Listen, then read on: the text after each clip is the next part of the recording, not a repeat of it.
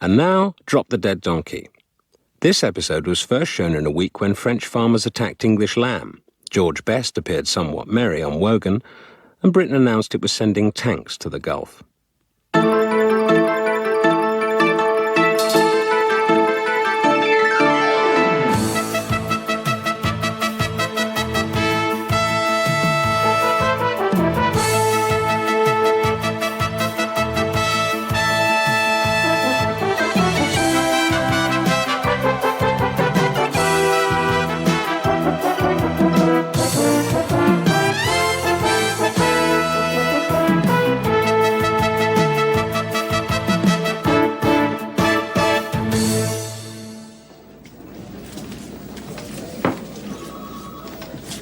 God, George, you look awful. It's this insomnia. Lay awake half the night, and then when I finally did nod off, I had this awful anxiety dream. I was being hanged for witchcraft, and the hangman took off his hood, and it was Paddy Ashdown. Well, according to Freud, that's a very common dream, being hanged. What does Freud say it signifies, then? Fear of impotence, I think. Impotence? Well, that would explain Paddy Ashdown.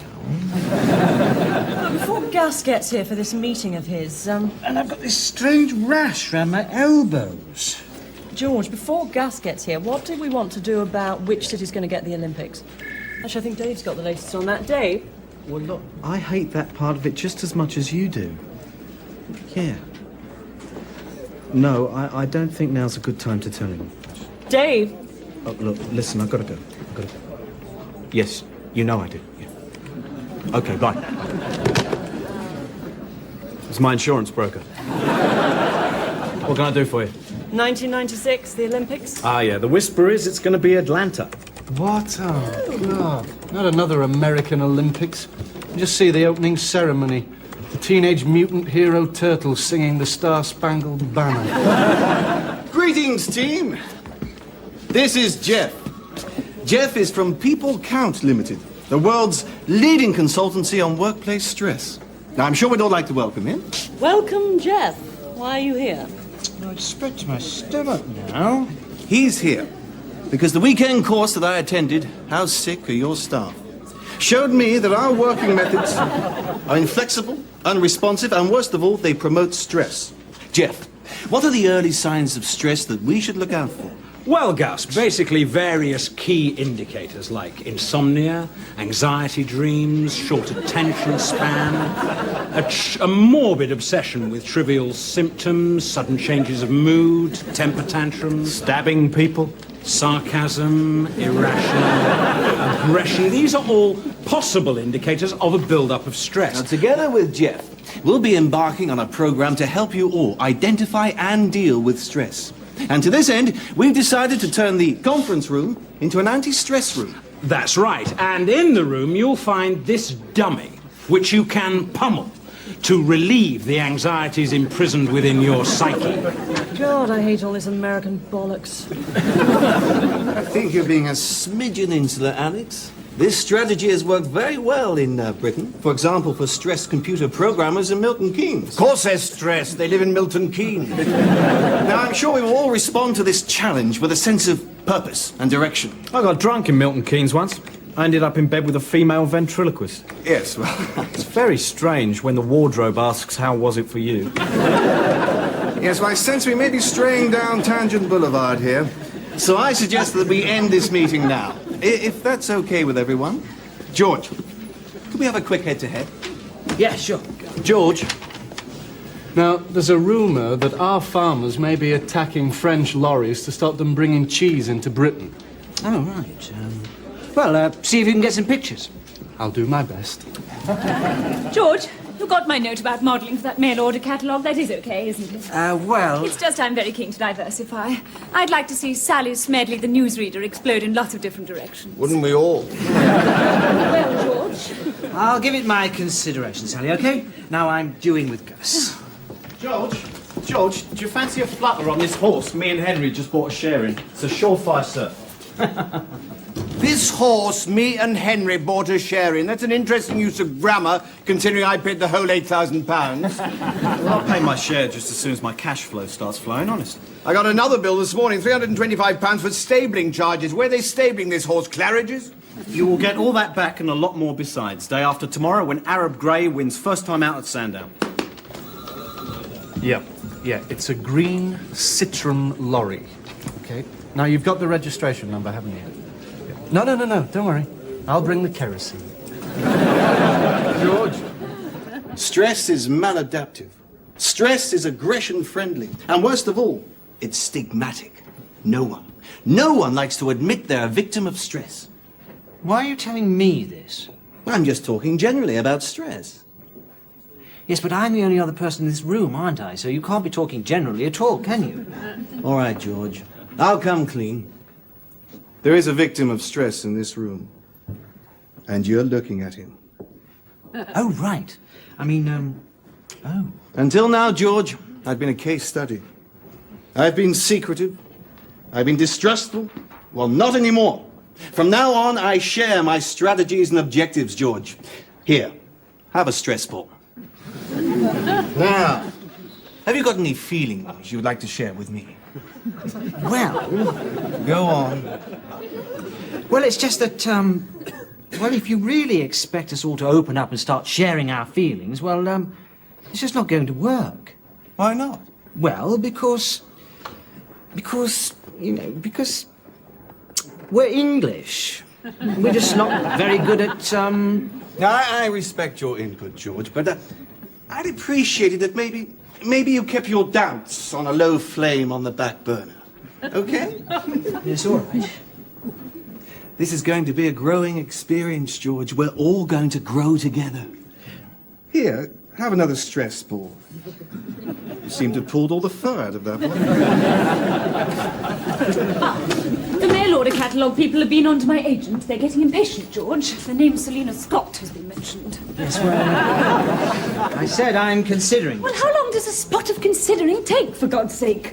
Honestly, it's like working for a month. She just gets more and more bad-tempered, doesn't she, Dave? Well, I don't think it's sordid. No, our relationship is more than that. Anyway, I've got to go now. Yeah, okay, bye. Your, insurance broker? No. It's my accountant. Right, is there anything else breaking? Yeah, there's more news on the Maxwell story. Apparently, Maxwell's million was used to buy Gary Lineker. He bought Lineker? Well, you know, it was his kid's birthday, the shops were shut. Right, now maybe we should do a piece on the strengths and weaknesses of the Challenger tank. Well, the engine's poor. It's not as reliable as the German Leopard 2s or the American Abrams, and it came last in the NATO field exercises. I mean, basically, it's the Skoda of the tank world. Why are we sailing to the Gulf? Well, we're probably hoping to claim on the insurance. For God's sake, can't we use beagles for this? Yes, now, this polygraph records pulse, blood pressure, other stress indicators.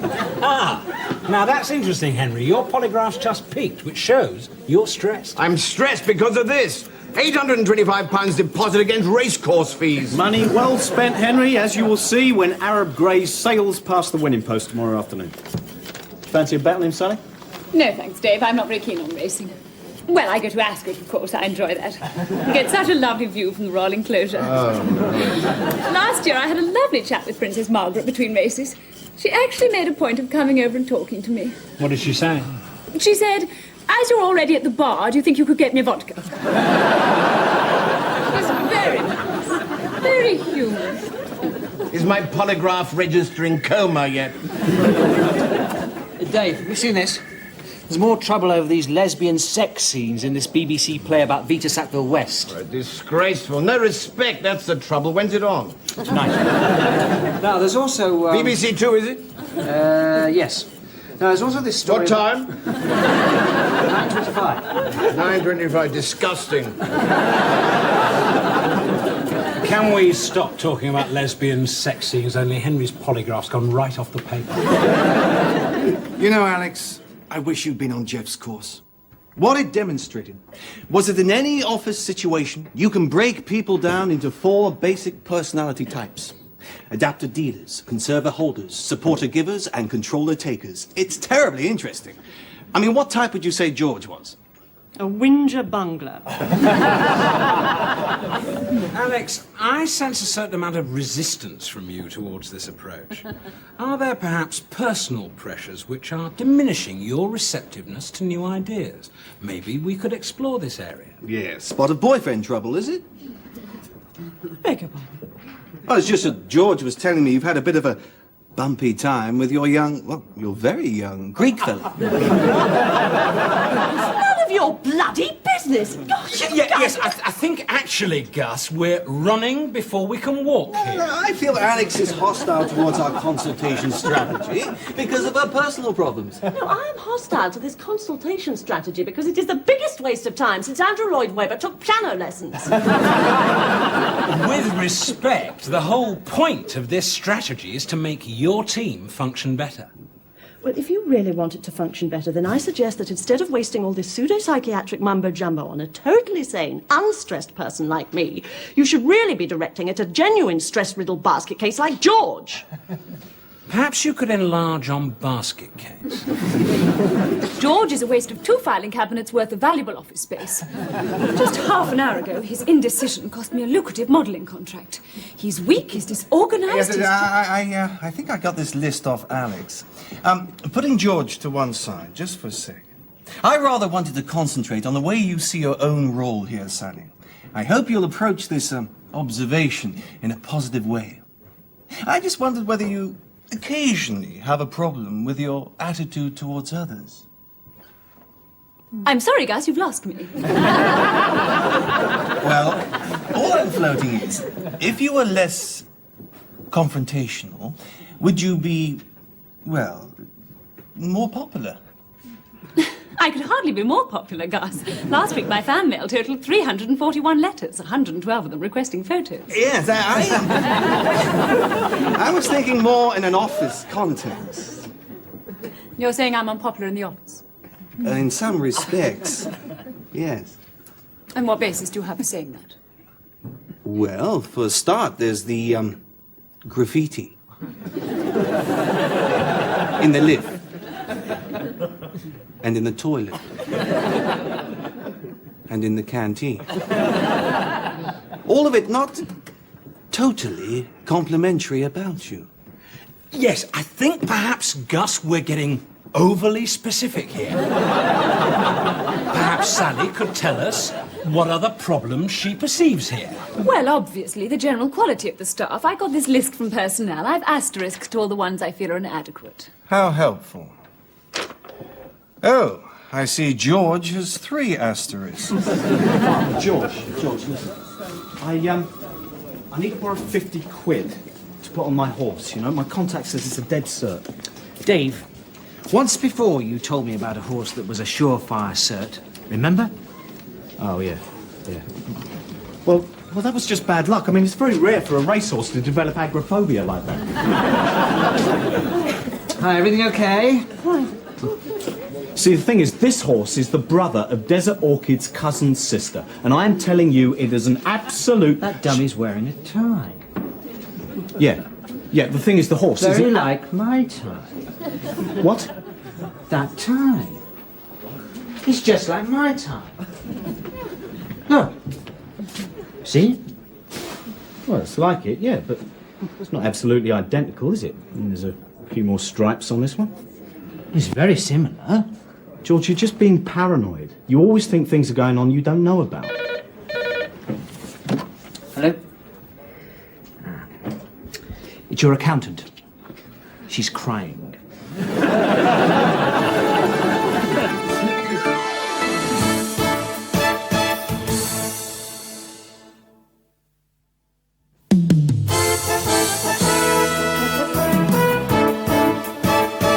Gus and Jeff want you, Damien. By the way, your footage of the angry English farmers attacking that lorry. That was terrific, wasn't it?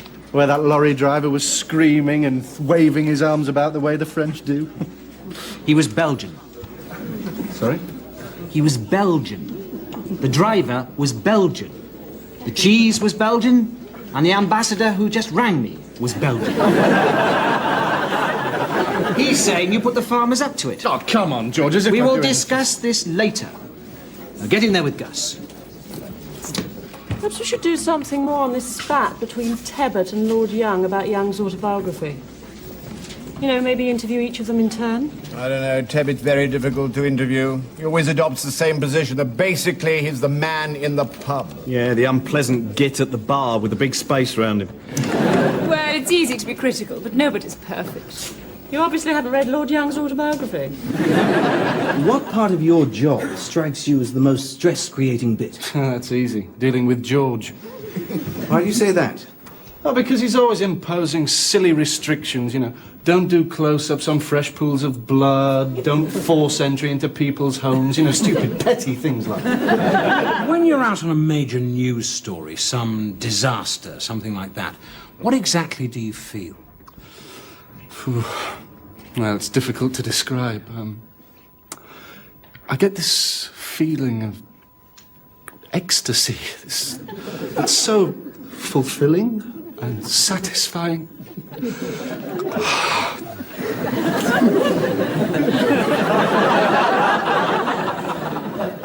Right, well, I think that tells us all we need to know for now. Are you busy, Gus? Just winding up. Thank you, Damien. Did you tell Sally she was unpopular? Only she's going round forcing people to read her fan mail. I tell you, all this stress therapy is just destroying office morale. It's a very worthwhile exercise. We've just had a very interesting session with Damien. Yes, very interesting case study. His polygraph records show a personality completely stress-free. Really? Psychotic, but completely stress-free. The thing is, Gus... You couldn't send Dave in, could you?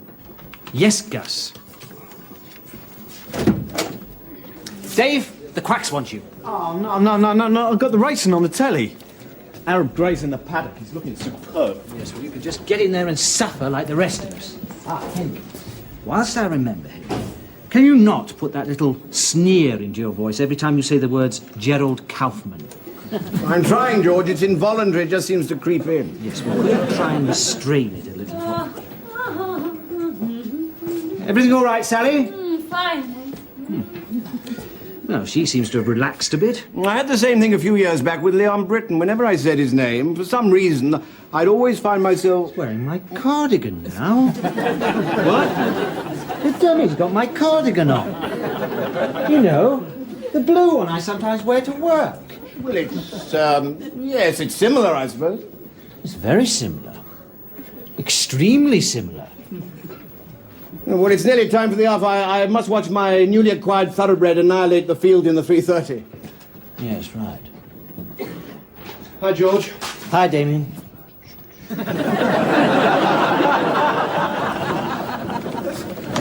All we're doing, Dave, is giving you an opportunity to assess the way your private life interacts with your job and the way that this relationship is... What relationship? Who said I'm having a relationship? The relationship between your personal life and work life.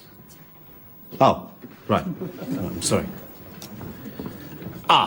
You're going to have to excuse me, gentlemen, because Henry's just reminded me I've got to finish a special feature on race. You know, racial tension in the 90s, more blacks in the police force, that sort of thing.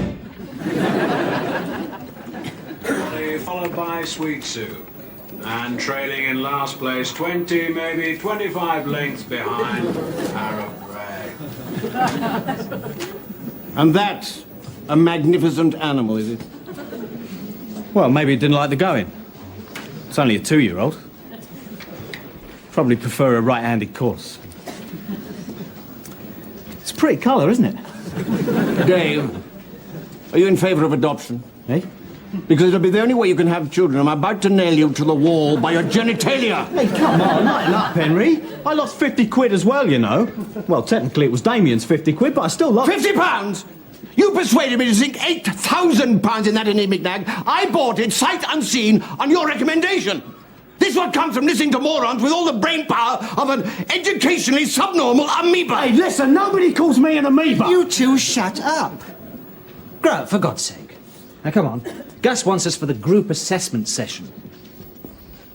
He called me an amoeba. I don't care.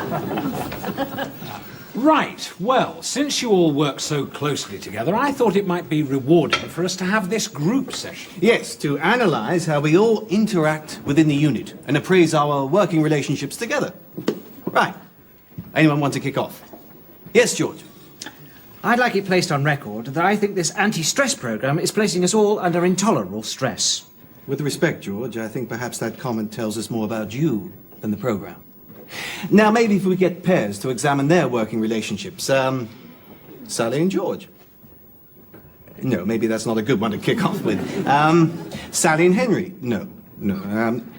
Dave and Henry. You start. I don't think that's a good one to kick off with either. Henry, you begin. How do you perceive David? I really don't think this is a good idea, Gus.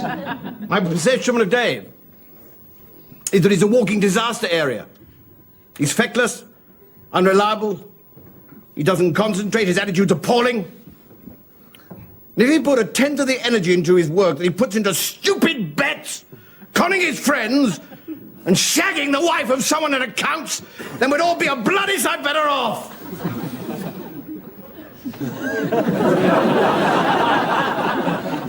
Yes, thank you.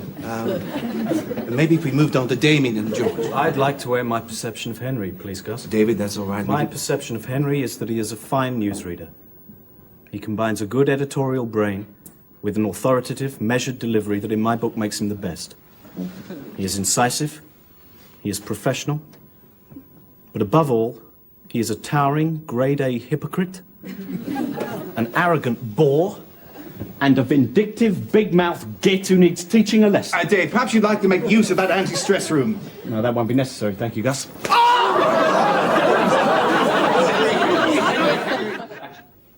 Well, that was some left hook Henry threw at Dave.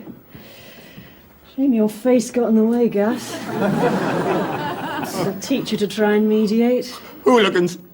Absolute hooligans. Absolutely. It was a good rumble, though, wasn't it? Henry fought a really clever fight. You know, I've never seen a stapler used as a tactical weapon before. I just can't believe it. I've actually been struck by one of my own employees. It's unimaginable.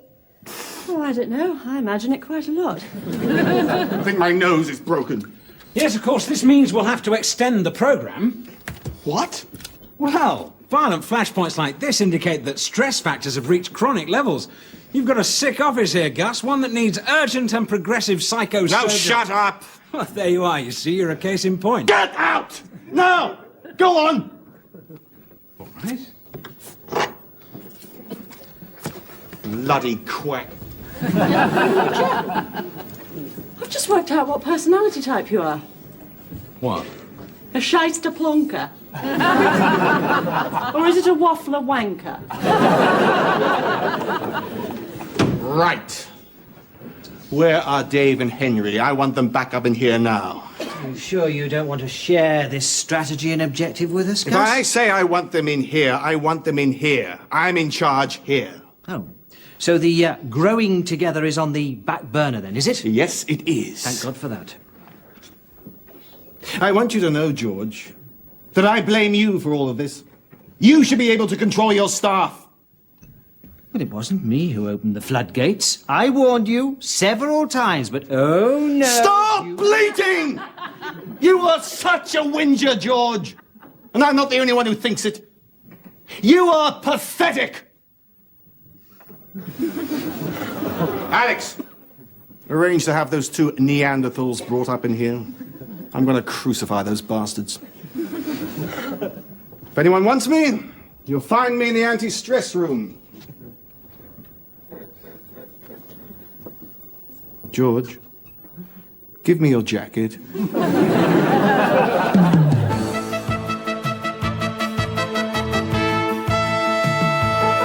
Wasn't George Best a disgrace on Wogan? They had to carry him out of the studio. Probably had to carry him into the studio by the look of him. I don't know why they invited a Vulcan entity like Best onto their show. You've never been on Wogan, have you, Sally?